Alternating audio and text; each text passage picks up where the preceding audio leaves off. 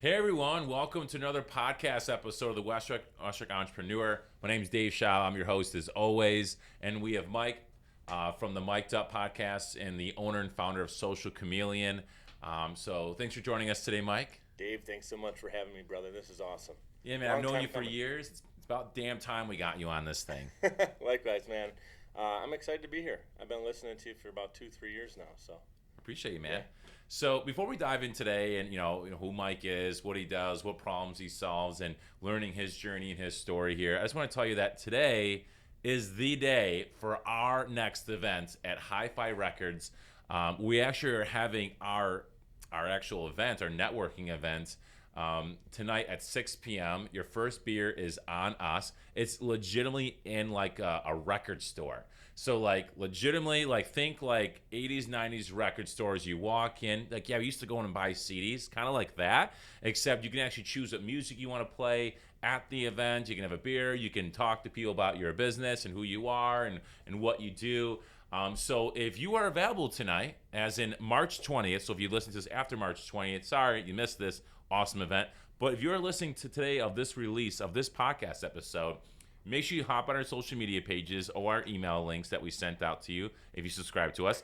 And make sure you grab your ticket if there are actually any left. So make sure you do that today at 6 p.m. March 20th. So, Mike, let's talk about you, buddy. So we could talk about a couple of things because you do a few things here, man. So you have a awesome podcast. I love it's based on your name, like Mic'd Up. You had some really great guests on there. And but first and foremost, Social Chameleon came first. So tell us your journey of like how that all started, and we'll go from there. And obviously tell us a little bit about your business as well. Well, first of all, again, I appreciate you having me here, and I just want to give you a shout out, like guys, if you're tuning in, obviously, like Dave, man, I've been catching you in Buffalo and just around Western New York, doing all these amazing events, and you're super creative. And I'm gonna say there's not a person in the area that takes more action than you. Like when you get an idea, you take it and you run with it, and that's why we're here right now. We're literally in like a converted studio that just came about. You got wind of it, and here we are making it happen. So I'm Don't make me sound cooler than I am, Mike. You're cooler than you think you are. I'll tell you that much. So you're definitely doing some cool stuff in Buffalo. My story does start right here in Buffalo, New York. Born and raised, and I grew up. I was always a kid, but that took to creativity. Like I started playing the drums when I was about 10 years old, so I had that kind of creative energy going on. Loved film, but when I was watching movies, like I really took to Steven Spielberg because of all his like stylized stuff and the way he would shoot things. And I couldn't really maybe articulate it when I was younger, but I knew I loved visual storytelling. Like I could watch two movies and it could be very similar, but the way a director tells a story visually, and we were talking about this off camera, but like a pause, how a pause in film or pause in a conversation can be important. There's just so many ways he chooses to shoot something. So I was always taken to that. I was running around with a VHS, shoulder camera when I was about 10 years old with my brother, and we were always making productions in the neighborhood. Everybody's out getting dirty playing football, and we're like recruiting our friends. After the football game, come over. You're going to be in our movie. Can we get some footage of that? Can we put this in the Yeah, video? I can definitely get you some footage of We're that. gonna get some on here. We would reenact like the Three Stooges and Mr. Bean. We had a character called Mr. Peanut. Yeah. And it was crazy. So I was always being creative that way. Yeah. And then in school, I don't want to say it was kind of the creativity was beaten out of me a little bit, but kind of the dream got squashed a little bit and kind of trying to figure out what I was going to do. I definitely stuck with drums and did that throughout school, but I knew that production was always something that was interesting to me that I wanted to do. So when I got into my 20s, I ended up getting into sales, but it kind of like found me. I got bit by the sales bug when I was like 22, 23 years old. Working at a music store, of course, that was a fun job for me. Yeah. I was kind of the drum manager just because I was the one guy in the whole room that knew what's going on with drums.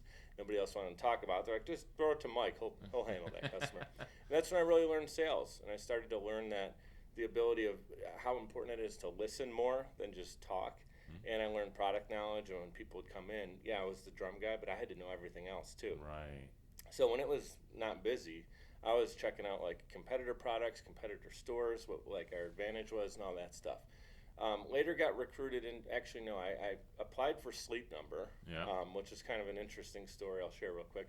Previous to working at the music store, I worked at Raymore and Flanagan Furniture, which you would know, it's a big local store. and I was the warehouse supervisor, and I always wanted to get into sales, and I had long hair because I was in a band, and they told me you can't get a sales job here until you cut your hair. Oh, wow. Which was basically just like a slap in the face because they knew like personality-wise and stuff I could do. I could definitely do the job. But at that point, 21-year-old kid playing in all the clubs in Buffalo, telling me to cut my hair was like, if they would have handled it differently, I probably would have.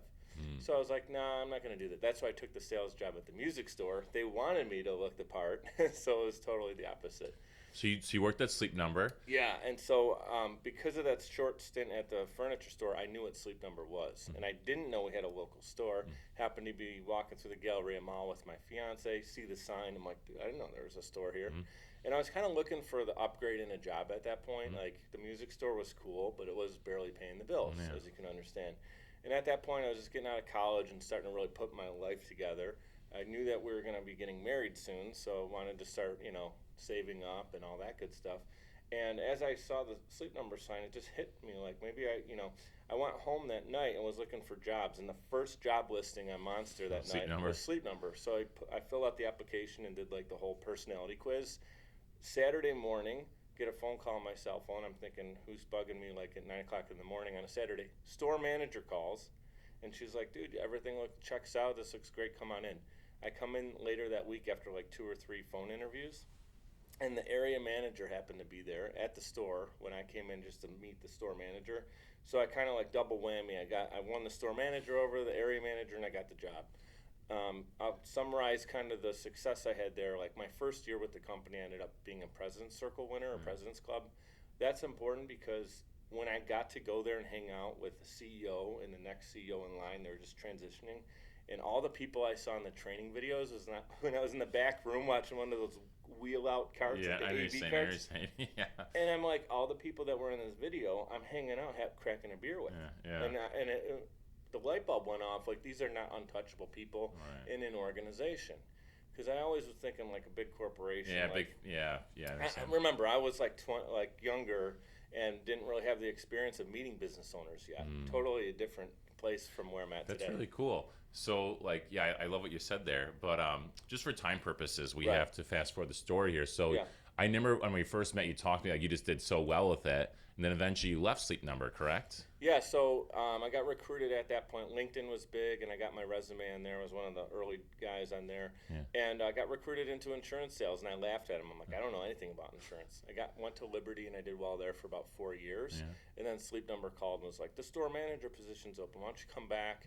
I did that for a while, and I did really well at both of those companies. But that leads me into the next part where I kind of got this itch where I just, from listening to podcasts, a lot of the guys I listen to, I'm going to give a shout out to like Ed Milet and Lewis House. They had these stories where they all started from a place where they were really hurting, and they got to tremendous success because they believed in themselves and they went and did it. And I kept hearing like these entrepreneurial stories. I was feeding off of it. And I was also going through a divorce at the time. And so even though I was successful in business as the store manager, I was kind of like a pro bowler at my job, and then I'd go home and I was basically like not a lot of respect, and there was some stuff going on. The dynamics in the relationship were not very good.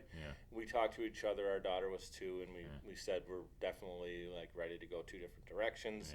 So 31 years old at that point, in an apartment, empty walls, all my life is boxed up in front of me. I had this weird this weird moment where I realized like, this is all my past, and my future is a blank canvas. What do I really want to do? And I remember literally looking at myself in the mirror. That was the only thing that's hanging on the wall in my apartment at that point. And I looked and I was like, you can do whatever you want. There is no like checks and balances as far as, and I'm not saying marriage is bad. Marriage is a beautiful thing. I got a lot of friends and family that have successful marriages, and I'm happy for everybody who has it. But at that point in time, I just realized like, you got to be Mike again. Like, get back to who you are. What about that little kid running around with the camera? Creating, go do something fun that you want to do. And I guess my confidence was a little maybe higher at that time than it maybe should have been as far as in sales, because I did so well. Well, you were invigorated. I was just like, I could sell anything at this point, so I'll just start a business and sell. The funny part about that, as you and I know, is a business has so much more than only sales. And I wasn't good at the operational side of stuff. So the first couple of years. So this is when you started Social Chameleon, right? I started Social Chameleon with that dream in mind, and then I quit kind of the corporate landscape And I said, I'm going to do media and marketing because I know how to do like production side of stuff, and businesses in Buffalo need help with it. I'll sell that. Yeah. And I was super naive as far as just thinking that I can walk into a business and they're like, you know what to do with the camera, so we'll hire you. It was a little bit of a rocky road there, but I never gave up, and I ended up helping a friend produce his podcast. I don't know if you know Dave Mamano out of Rochester. I don't, but Did about 50. He reminds me a lot of yourself. Always doing events, entrepreneur. And he hired me to do like the 50, 60 episodes of his show. And that's when I really learned the production side of podcasting, fell in love with it, launched my own show. I felt this heart tug from God where he's kind of like, you could do this too, you should and need to do this. yeah. And so I started my first episode, which was a shout out to Jackie Roach. She's a friend of mine who we were meeting. I know Jackie. You know Jackie? Meeting with Jackie. Shout out Jackie. Thank you so much, because she kept telling me, like, Mike, you're doing all this stuff for all these other people and you're doing a great job for them. Like, you need to like put this energy into yourself a little bit. So she challenged me. She's like, you should launch your own podcast. It's in your heart. You keep talking about it. I'm going to give you 2 weeks. I want you to do it. So who do you think my first guest was? I said, you know what? I'm going to have you on. You're going to do this with me if you're going to throw me in here, right? Yeah. And then the last part of the story with that, the transition was, once I launched Mic'd Up, it didn't even take about a month until I was getting people emailing me saying, I really love your show. Can you help me do this for us? And one of them was an existing client. And I had a little bit of a Dumb and Dumber moment where when she came to me and said that, I was like, oh yeah, like I know I can teach you how to do it. She's like, no, dude. I want you to do it. Remember the bus scene with the Brazilian bikini models where they're like, there's a town 2 miles down that. Yeah, you are in luck. No, we're looking for 2 guys to come on tour. Oh, it's 2 miles that way or whatever. Yeah. So I kind of did that, and they were laughing at me. They're like, we want you to produce it. So the light bulb went off. I'm like, oh, I can actually do what I love, which is producing podcasts and work on this content, and I can get paid for it. And I kind of started to throw it on my website a little bit. And then over time, what a lot of mentors said, and they were super smart in saying this, is I was doing too much. And when you do too much, you really can get yourself in a spot where you're not great at any particular thing. So I'm like, I'm gonna pick. What do you think is the biggest thing most entrepreneurs should? Obviously, you know, there's a billion different businesses out there, so I understand that this has to be super general. But what is one of the biggest things that you need to delegate that you wish you'd done sooner? I would say bookkeeping. Okay, yeah. Yeah, I have a great bookkeeper now, and like without him, things would not be close. I hit a lot of my bigger. Is he a local guy? He's not a local guy. I was wondering. His navigatingyourbooks.com if you check them out, but they're fantastic.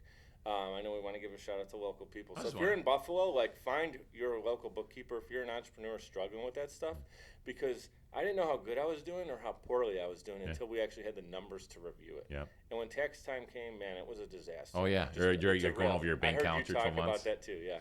Yeah, dude, bookkeeping is huge for sure. Just suck it up. I mean, just pay something to do. I mean, it's a few. I mean, it depends what you do, right? Some are $200 a month, some are $800. Depends on how big your business is, but either way, just suck it up, Buttercup. Yeah. Get it going. Yeah. You have bigger things to worry about. Exactly. And he was someone I just really respect. He actually is a sponsor on my show, so I get like a discounted rate on it. So you just got to get smart. You know who you're working with and you trust. And the other thing is like, you know, on the show, I don't promote things I don't believe in. Like I know you talk about things that you truly believe in. You're not just going to like run a toothpaste ad right now because someone's writing you a check. You know, like you'll find something that you believe in. And I think that's a mistake a lot of people make is they're like trying to get the bigger dollars. I know that's a side conversation. That's a perfect break, Mike. This is brought to you by, I'm just kidding, but dude, yeah. that's awesome. That's so how many guests have you had so far on your podcast? 174. Which is amazing. Congrats, by the way, brother. Yeah. I think something like, I saw a crazy stat, like 90% of podcasts in the world don't make it past 8 episodes. Yeah. Think about that for a second, right? So you're like in the top 1% of the 1%, Mike. Yeah. Congrats to you, brother. Appreciate so of all the guests that you've had on your show, so let's say somebody wanted to start a podcast. So let's get into your expertise, okay? Because a Social Chameleon, you help people produce their show, and really once they record it and do the video, you take it from there.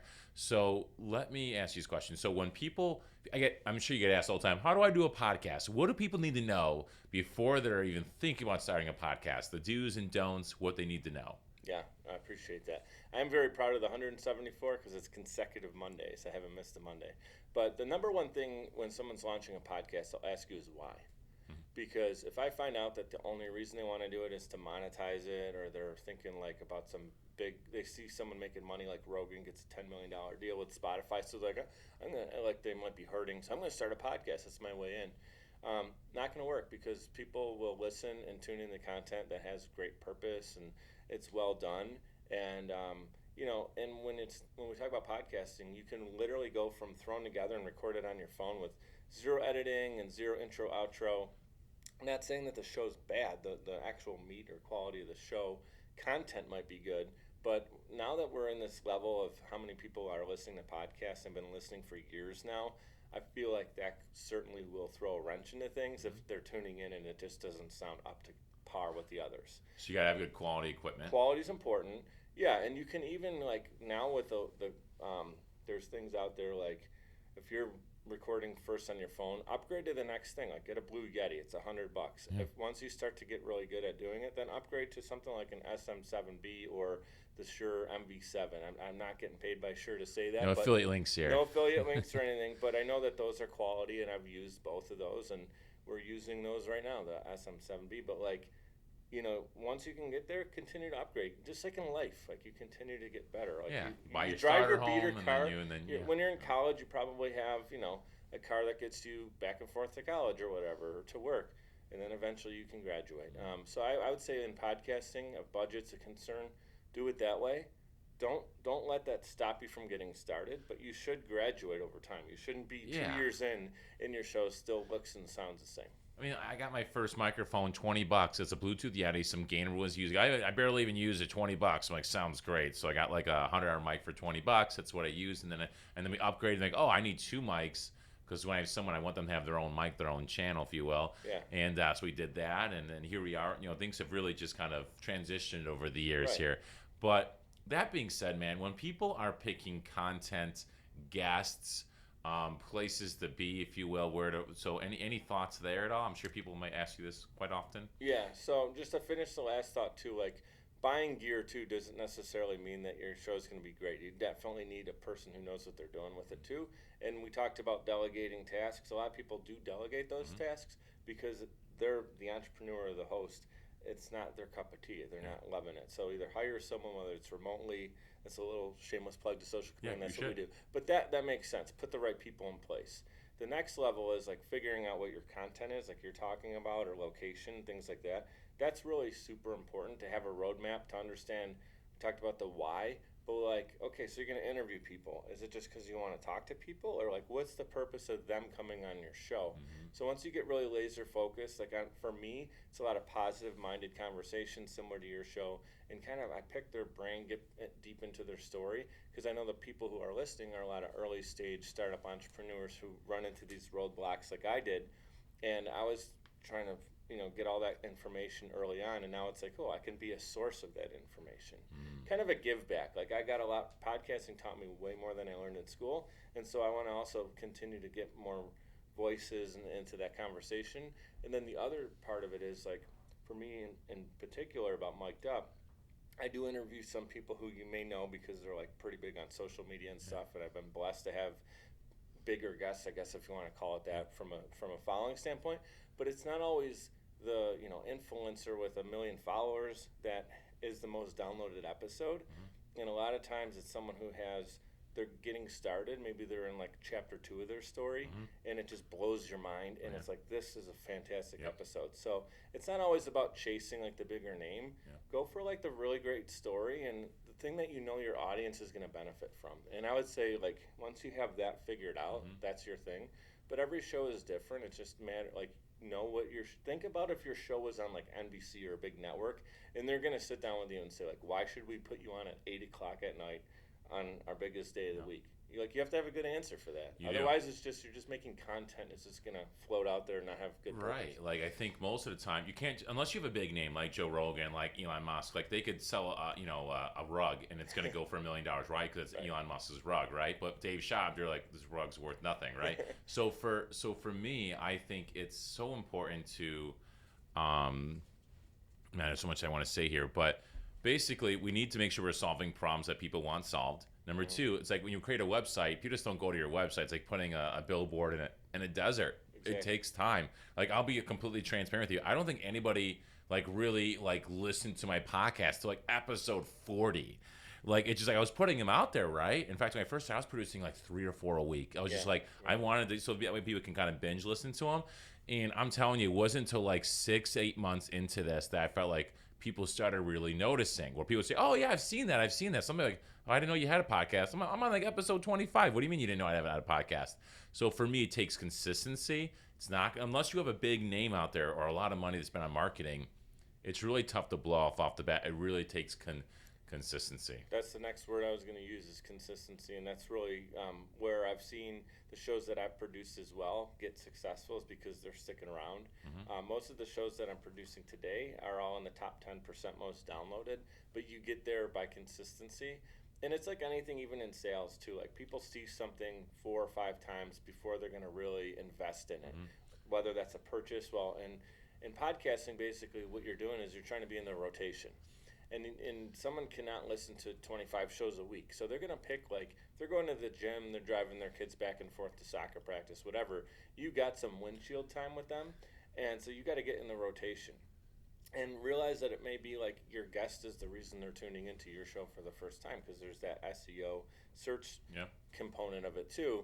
And then you can cross-pollinate. Like, most of your guests are going to want to promote the show, right? If you give them great content to work with, they're like, oh, the free social media content to put on my pages today, right? And if it's good stuff, they will. And then their followers will now become someone who listens to your show. So that's happened a lot. I've had people like come to me because they're tuning in to some of the guests on the show.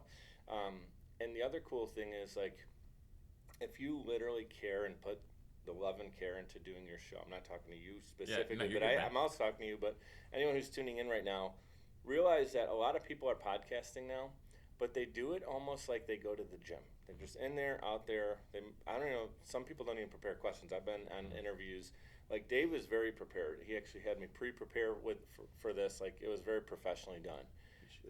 Some people just, like, literally run. They just press record and you talk. So what do you want to talk about today? Yeah. And then you're kind of like, it's almost like embarrassing because it's like they don't even know who you are. Like, they're literally hearing things for the first time. They didn't even check you out like beforehand. And it's not a good look. So then, like, the person goes on to their next interview and they don't even remember that experience. They almost try like mentally delete it out of their memory. And I'm not trying to pat myself on the back, but I can share like what people have told me I'm doing good at, and then I'm going to tell you what to do so you can repeat that and do it for yourself.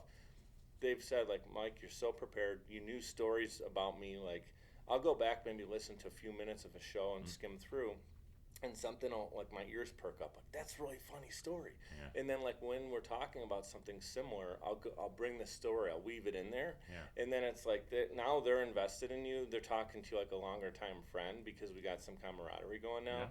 And at the end of the interview, they'll, like, we turn it off and everything. We're just chit-chatting. We're not recording. And they're like, dude, that was really well done. Like, you asked great questions. I'd love to either be on the show again and then they send me people. Like, dude, you got to go to Mike's show because it's a legit time. Like, he's going to do his homework.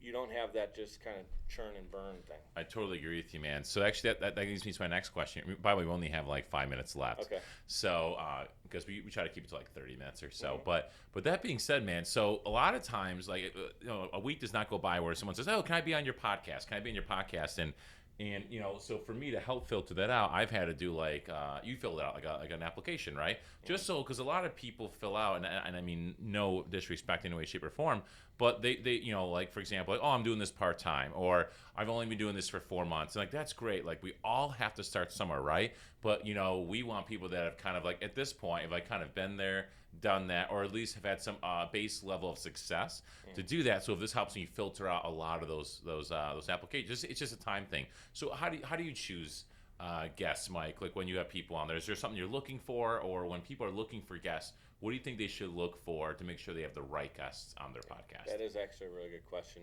The first thing, I've been blessed, man. I have a lot of people come to me, so I am able to be a little bit choosy, if you will. For sure.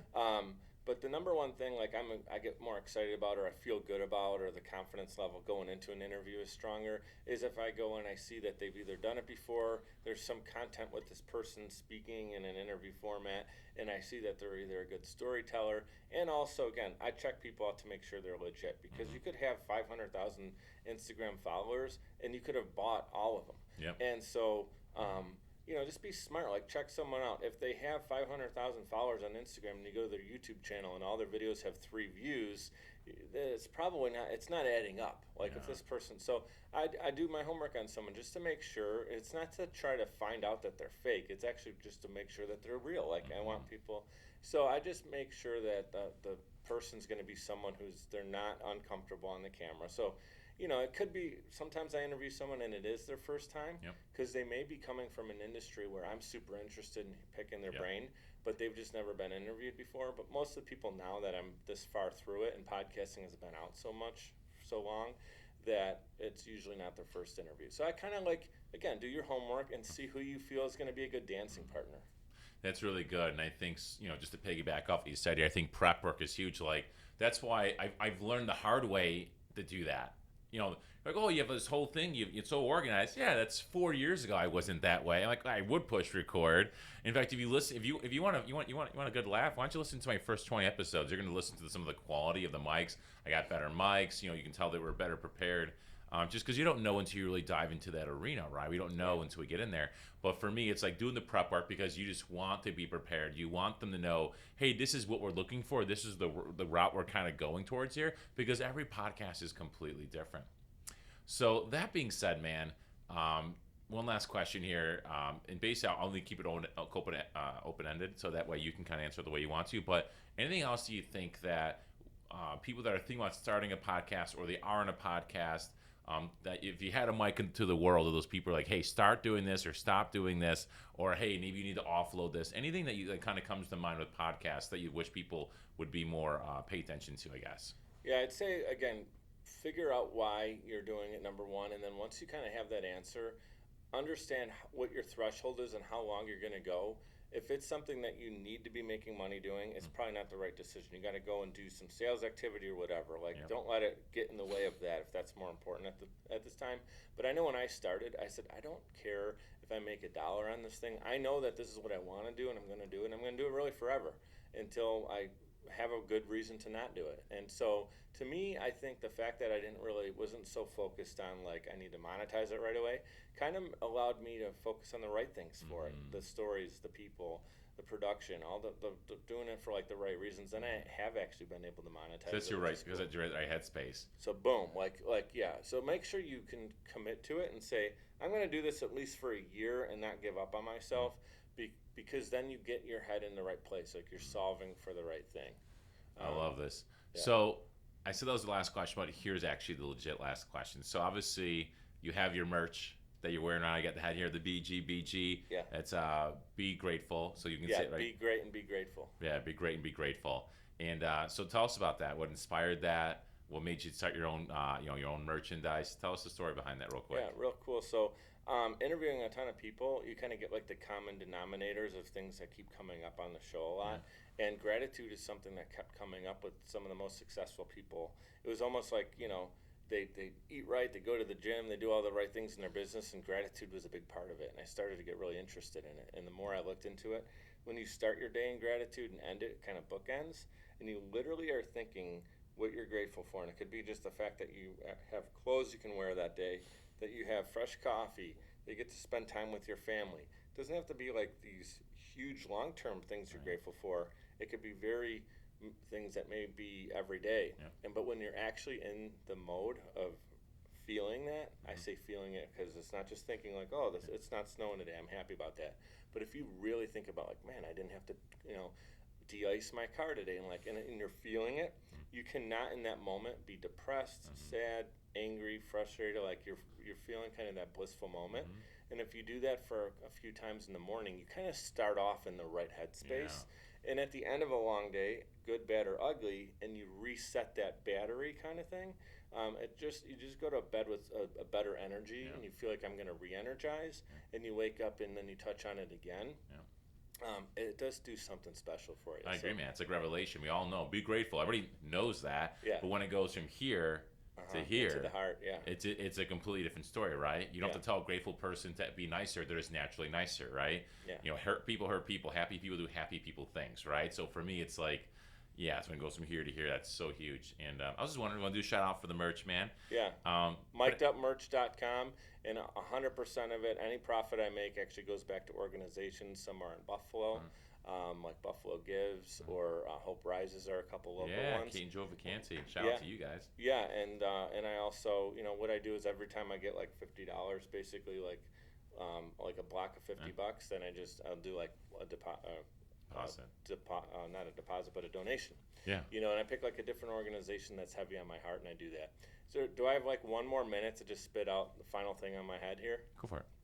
So if you're listening to this right now, and this is a lot of early stage entrepreneurs, or you're kind of thinking about entrepreneurship, the thing I will tell you most importantly is find the thing that you actually love that other people can benefit from. For me, it was podcasting. I just love this, and other people are willing to pay to do it.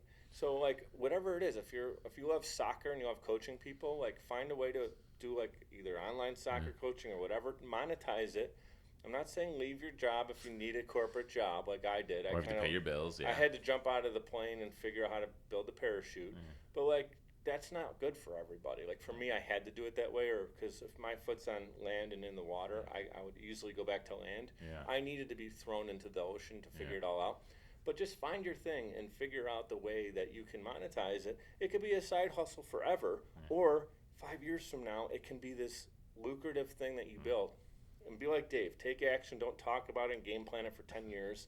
Like, have an idea where you want to go, and, think I got here today because I put the coordinates in my phone and I got here. But if Dave just said it's a brick building around the corner, I'd still be looking for it. Yeah. So find your roadmap, where you want to go. And there is so many people. There are people out there that need what you do. Figure that out and go and do it. Yeah, man, I love it.